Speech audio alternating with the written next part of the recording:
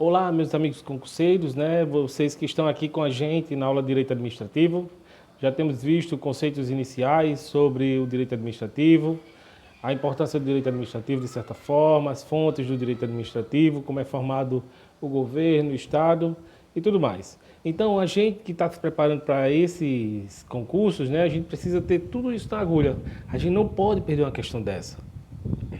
Você, quando vai estar realizando uma prova de concurso, essas questões já estão que tá na ponta da sua língua. Você não pode perder nenhum segundo com elas, certo? Então, quando é formado o governo, os tipos de governo, né, a governança, a governabilidade, quando você vai entender um pouco mais sobre as fontes do direito administrativo, saber que o direito ele não é algo codificado, ele não está numa lei específica. Então, tudo isso você já tem que saber, para que na hora que você for responder uma questão dessa, você não perca tempo, porque o tempo é precioso. Na hora que você vai fazer o concurso, você tem que realmente analisar o tempo que você vai responder as provas. Por quê? Porque, na verdade, quando a gente vai realizar as provas, a gente está correndo contra o tempo. Você só tem aquele horário, 3 a 4 horas para responder aquela prova e todas aquelas questões. Então, essas questõezinhas básicas, você já tem que estar na ponta da agulha. Você não pode perder nenhum segundo para responder elas, ok? Hoje vamos estar dando continuidade ao nosso conteúdo dentro da organização da administração pública. Ou seja, como é que a administração pública ela é organizada, certo? Como é que ela é organizada? Na verdade, se a gente for analisar, é a teoria dos órgãos, né? A famosa teoria dos órgãos. Como é que é formado o Estado em si, como é que são formados toda a sua conjuntura.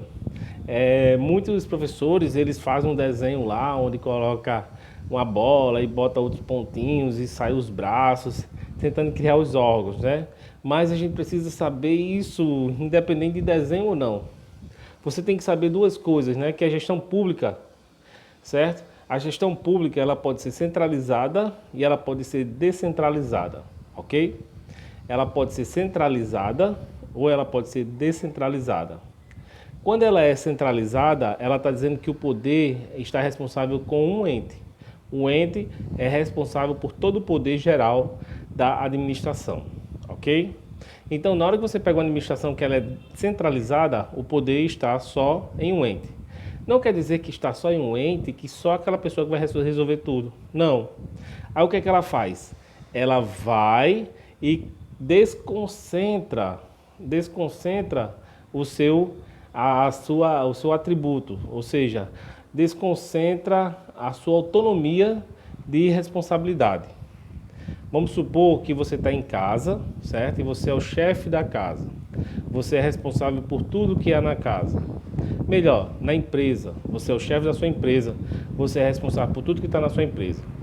Só que você está com tanta tarefa, tão atarefado com tudo, aí você diz, não, eu vou passar essas tarefas aqui para outra pessoa. Eu vou passar aqui para o Joaquim. Joaquim, me ajude aqui, você vai ficar responsável agora para venda. Para ficar com o setor de vendas. Eu fico na parte administrativa, você fica com o setor de vendas. Então, eu desconcentrei, certo? Eu desconcentrei a minha autonomia. A autonomia é minha, eu sou o dono, o proprietário. Mas na hora que eu passo para Joaquim, a parte do setor de vendas, ele agora está responsável por aquela área. Ou seja, eu desconcentrei a minha autonomia que eu tinha.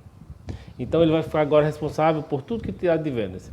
Ao invés de eu ir lá no setor perguntar se estão vendendo, eu pergunto ao seu Joaquim. Seu Joaquim, está vendendo? Está todo mundo vendendo direitinho? Seu Joaquim, a gente precisa melhorar as vendas, a gente precisa atingir as metas. Então eu vou procurar aquilo ali. Aí eu sei que isso aí a gente pode encontrar na parte de delegação, né? Na delegação, mas eu quero dizer que a gente pode criar órgãos. Desconcentrar, a gente pode desconcentrar. Lembra do desconcentrar? Você está criando órgãos.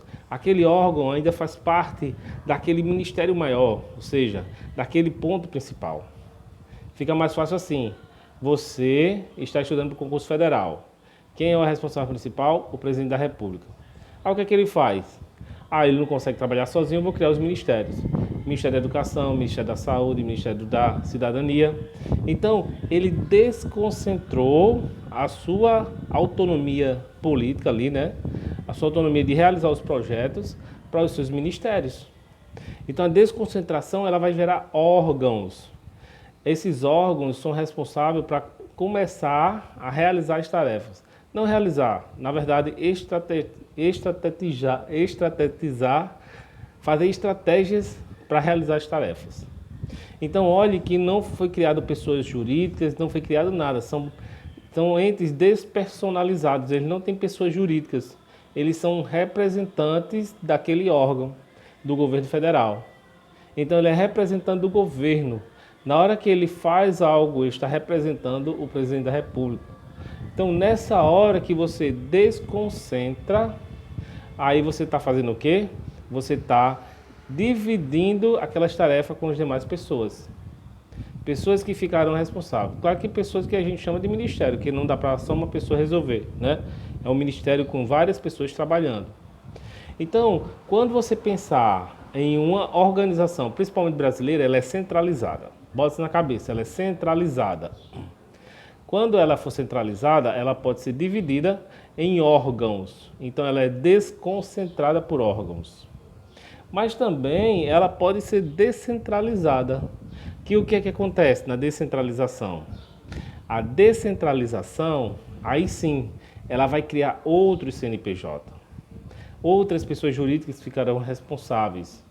Elas serão autônomas entre si, mas ficarão responsáveis.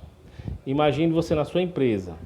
Você tem autonomia toda a sua empresa, mas você quer realizar uma tarefa, você quer deixar uma empresa responsável para a logística. Se você faz toda a venda, toda a venda do produto, mas quem faz a logística é outro CNPJ, é outra empresa.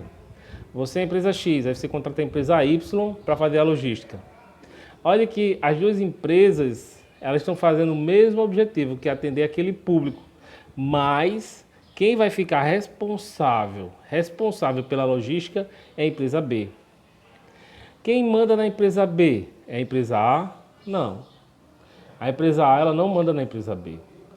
A empresa A ela pode até cobrar, ela pode até pedir a celeridade, mas a empresa B ali, a empresa de logística, ela é autônoma. Ela que vai fazer o trabalho dela da maneira que ela achar melhor. A empresa não vai dizer, você tem que fazer essa entrega desse jeito. Não. Ela vai entregar o produto e essa empresa ela vai ficar responsável de fazer o trabalho dela, que é a entrega. Então, nesse caso, claro que a empresa X, né, a empresa A, aí, ela pode dizer, olha, a entrega não está legal, você está trabalhando direito, eu vou quebrar o seu contrato. Se você não fizer esse tipo de direito, eu vou mudar a gestão, vou pedir que mude os diretores. Então ela pode ter essa, digamos assim, essa interferência política, mas não a autonomia. Ela faz lá a maneira que achar melhor. É o que acontece. Na hora que o órgão público ele desconcentra as tarefas, ele está criando outros CNPJs. E esses CNPJ eles são autônomos, trabalham da maneira que quiser. O que pode acontecer é o governo federal trocar os seus diretores, trocar a liderança que está à frente, colocar aquele que ele acha melhor para ficar à frente daquela administração. Então é outra coisa, ela não está interferindo na maneira que ela trabalha, mas sim está colocando outra gestão que possa melhorar aquele serviço. Então na hora que ele desconcentra, ele está criando outros entes, certo? Ele está criando entes que vão realizar tarefas, certo? Independente do órgão principal. Se a gente for observar de certa forma, na hora que você cria órgãos, certo? Você está aqui, a União Federal, ele vai criar órgãos, ele cria os ministérios. Olha que os ministérios não têm CNPJs, eles todos fazem parte do governo federal. Na hora que ele pega esse ente e cria, por exemplo, uma autarquia como o INSS, ele cria uma fundação pública, ele cria uma empresa de economia mista e ele cria uma empresa pública, então ele está descentralizando a sua autonomia, né, o seu poder de certa forma, para que outras empresas fiquem responsáveis. Então, na hora que ele abre o INSS, a responsabilidade autônoma, financeira, é tudo do INSS, para ela poder gerir toda a questão social, a questão de seguridade, de previdência. Então, vai ficar responsável pelo INSS. O governo interfere, ele pode até atribuir algumas condições, conversar com a diretoria, chefia, negociar algo, mas eles são autônomos. Eles trabalham da melhor maneira que achar que deve ser trabalhado. Na hora que ela pega uma fundação pública, da mesma forma. Na hora que pega uma empresa pública como a Petrobras, da mesma forma. O que ele pode fazer é trocar a diretoria, trocar os diretores, e da mesma forma com a Sociedade de Economia Mista. Troquei, pessoal. Empresa pública, a Caixa Econômica, e a empresa de economia mista, a Petrobras. Então, nesse caso, quando as atividades elas são descentralizadas, eles descentraliza, tira do centro e coloca para inferiores, setores inferiores que serão autônomos. Ele tira aquilo que é do centro e coloca para os inferiores. Quem está responsável no centro? Está responsável o órgão federal com os seus ministérios, e quem está descentralizado são os órgãos secundários, de certa forma. São autarquias, fundações públicas, Sociedade de Economia Mista, empresas públicas. Elas vão ficar responsáveis por setores à parte, certo? Vão ficar responsáveis por setores à parte. A desconcentração é como se fosse a distribuição interna de órgãos, de funções, ministérios, secretarias. É como eu disse a você, lá na empresa você é responsável por tudo, mas você está tão cansado de se responsabilizar por tudo que você bota Joaquim para tomar conta das vendas. Joaquim, você é o melhor vendedor, eu sei que você vai conseguir cobrar da equipe de vendas, você vai poder contratar e descontratar quem você quiser e demitir quem você quiser. Então fique responsável pelo setor, que eu vou ficar responsável pela parte administrativa, de compra, de fornecedores. Então você fica com essa parte de vendas, venda que eu entrego. Então olhe que não foi contratada outra empresa, não foi feito nada. Joaquim, ele recebeu uma função, foi dada a função para Joaquim. Ele não recebeu um CNPJ nem nada. Mas também ela podia ter descentralizado. Eu podia pegar e contratar uma empresa só de vendas. Eu vou entrar aqui em contato com a empresa que trabalha só vendendo, e essa empresa vai vender, e eu vou organizar só a entrega, logística e tudo. Enquanto a empresa vende, eu vou entregando logística. Então eu estaria descentralizando. Então na hora que eu vinculo a minha atividade com outro CNPJ, eu descentralizo. Na hora que eu trabalho dentro do mesmo órgão, eu crio novos órgãos e funções, então eu desconcentro. Olha, o O de órgão, descentralizar, criar outro ente, outra entidade. Então, descentralizar. Então, a descentralização é a distribuição externa de funções. Olha o que é externa. Enquanto desconcentro, eu trabalho na parte interna, gero funções de departamentos. A descentralização, eu contrato algo de externo, eu trabalho com algo externo. Por exemplo, a descentralização, ela vai fazer parte de entes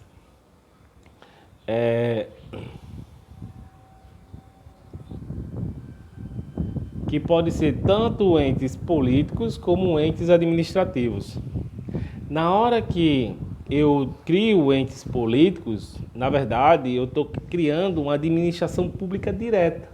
Você criou um ente político ali naquela hora, um ente que tem personalidade política, ou seja, ela pode ser dirigida por pessoas que são eleitas, pessoas que são escolhidas, elas não precisam de concursos públicos, elas são pessoas que têm uma finalidade ali específica, ou melhor, uma afinidade ali, tem uma eleição, uma eletividade para poder chegar lá. Então, nessa hora, você criou entes despersonalizados, ou seja, entes políticos.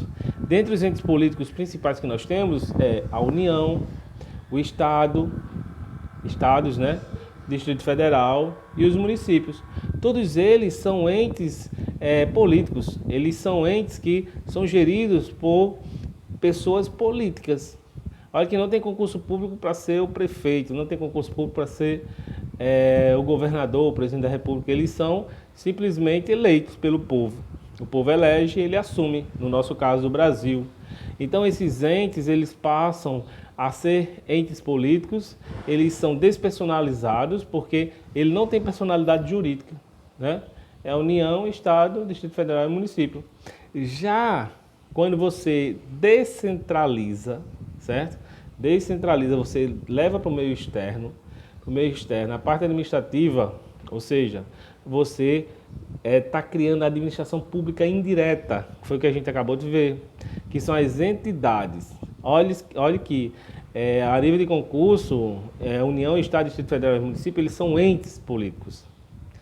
Entes políticos. Já os departamentos administrativos, como autarquias, fundações públicas, empresas públicas, sociedade de economia mistas, eles são entidades, eles são pessoas jurídicas, eles têm CNPJs que ficarão à frente, certo? Ficarão à frente da administração, de realização da tarefa administrativa em si. Então nós, quando formos pensar dessa forma na estruturação política, a gente tem que lembrar dos dois itens. Os órgãos